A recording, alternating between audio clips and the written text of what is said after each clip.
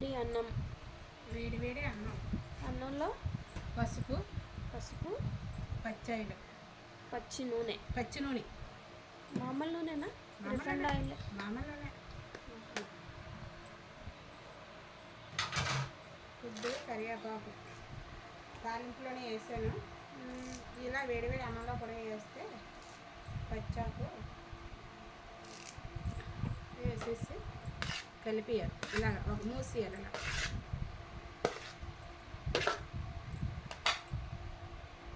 ఎంతసేపు ఉంచాలి మమ్మీ అలాగా? ఒక 2-3 సెకండ్లు అంతే. అంటే పలవరింపు పట్టడానికి కరివేపాకు పలవరింపు అంతే. తాలింపులో వేసిన దాన్ని అది ఆ టేస్ట్ వేరు, ఈ టేస్ట్ వేరు.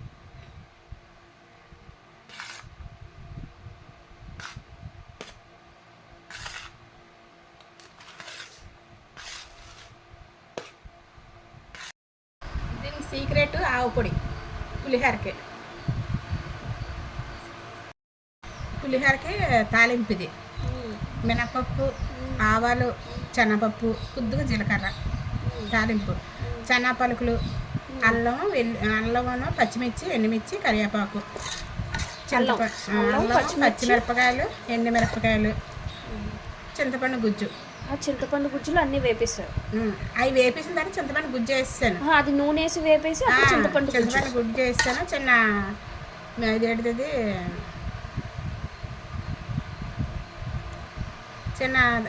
చింతపండు గుజ్జు వేసే ముందు చిన్న ఇంగువ లాస్ట్లోనే తాలింపులో వేసి చింతపండు గుజ్జు వేసి ఉప్పు వేసి దగ్గరికి అయిన తర్వాత ఇలా దగ్గరికి అయిపోయిన తర్వాత అన్నంలో కలిపించుకోవాలి.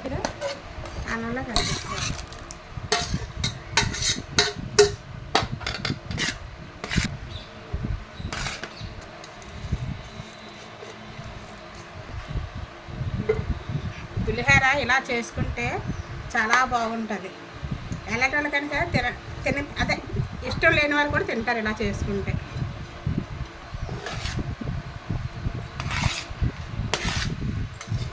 నేనైతే ఇలాగే చేస్తాను. పులిహోర ఎప్పుడూ ఒకేలాగా వస్తుంది, మార్పు అన్నది ఉండదు.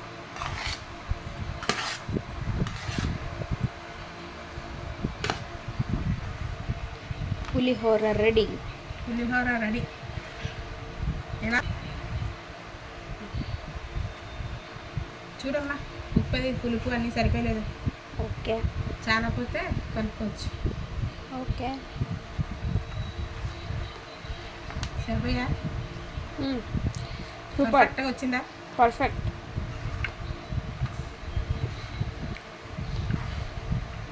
ఇంకేం వేయాల్సిందే కదా? ఏం వేయకూడదు.